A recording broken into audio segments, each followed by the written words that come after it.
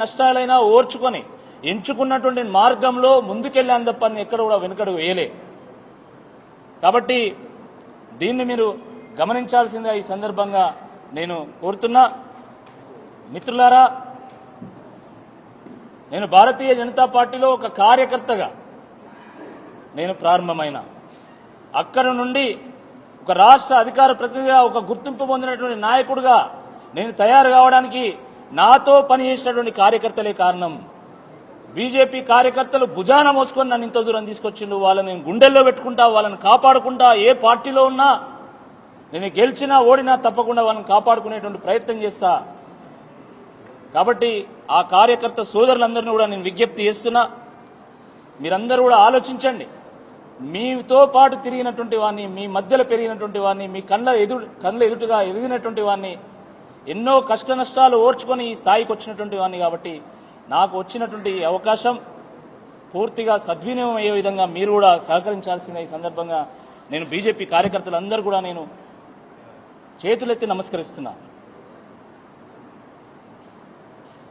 అదేవిధంగా జరిగినటువంటి సంఘటన అంతా మీకు తెలుసు. నేను బీఆర్ఎస్ పార్టీలో చేరిన తర్వాత నాయకులు నన్ను వేలు పట్టుకొని నడిపించింది. కార్యకర్తలు గుండెకు హత్తుకున్నారు.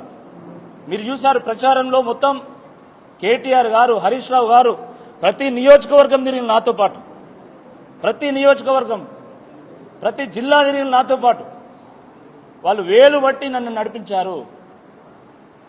కార్యకర్తలు నేను కొత్తగా వచ్చినప్పటికి కూడా వాళ్ళు గుండెకు అద్దుకొని కంప్లీట్గా ఓన్ చేసుకొని రాత్రి బవలు కష్టపడడం జరిగింది. వాళ్ళందరికీ కూడా నేను చేతులెత్తి నమస్కారం తెలియజేస్తున్నా. వాళ్ళందరికీ కూడా నేను చేతులెత్తి ధన్యవాదాలు తెలియజేస్తున్నా. చాలామంది వేరు వేరు జిల్లాల నుండి, వేరు వేరు నియోజకవర్గాల నుండి వాళ్ళు ఇన్ఛార్జిగా వచ్చి రాత్రి బవలు కష్టపడ్డారు. వేదిక మీద చాలామంది మా శాసనసభ్యులు డాక్టర్ సంజయ్ గారు కానీ, కౌశిక్ రెడ్డి గారు కానీ, లేదా మాజీ శాసనసభ్యులు సతీష్ గారు కానీ, ఇంకా మిగతా నారదాస్ గారు కానీ, మిగతా పెద్దలందరూ చాలామంది వచ్చారు. వాళ్ళందరూ కూడా నేను పేరు పేరున అందరికీ కూడా నేను ధన్యవాదాలు తెలియజేస్తా ఉన్నాను. ప్రజాసేవ కోసం తప్పిస్తున్నటువంటి నన్ను చిన్నోడు చిన్నోడు అంటా ఉంటే, నువ్వు చిన్నోడివి కాదు, నేను పెద్దల సభకు పంపుతా, పేదల గురించి పెద్దగా ఆలోచించు, ఆ పెద్దల సభ యొక్క పెద్దరికాన్ని కాపాడు అని నాకు టికెట్ ఇచ్చి నన్ను ఆశీర్వదించి పంపినటువంటి కేసీఆర్ గారికి కూడా నేను ధన్యవాదాలు తెలియజేస్తా ఉన్నా. కాంగ్రెస్ పార్టీ కార్యకర్తలకు నేను విజ్ఞప్తి చేస్తున్నా. నేను ఏ పార్టీలో పనిచేసినా పార్టీలకు అతీతంగా నేను ప్రజల కోసం పనిచేశాను. ఎక్కడ కూడా నేను కక్షపూరితంగా నేను పనిచేయలేదు. నేను ప్రశ్నిస్తే తప్పకుండా ప్రశ్నిస్తా కావచ్చు మీ ప్రభుత్వాన్ని, కానీ కక్షపూరితంగా నేను వివరించను. నేను ప్రజల కోణంలో ప్రశ్నిస్తా, ప్రజల కోణంలో పనిచేస్తా. కానీ ఎవరైతే ఈ సమాజానికి మంచిదో ఒక్కసారి ఆలోచించండి.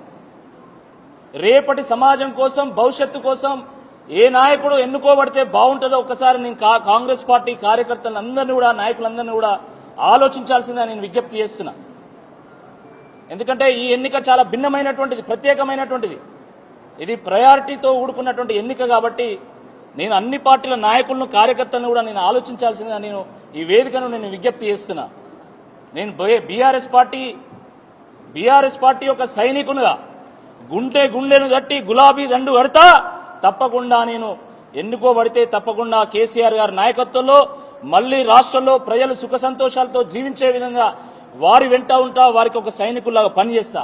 కానీ ఎట్ ద సేమ్ టైం రాజకీయాలకు అతీతంగా ప్రజల కోణంలో పనిచేస్తా. ఎవరిని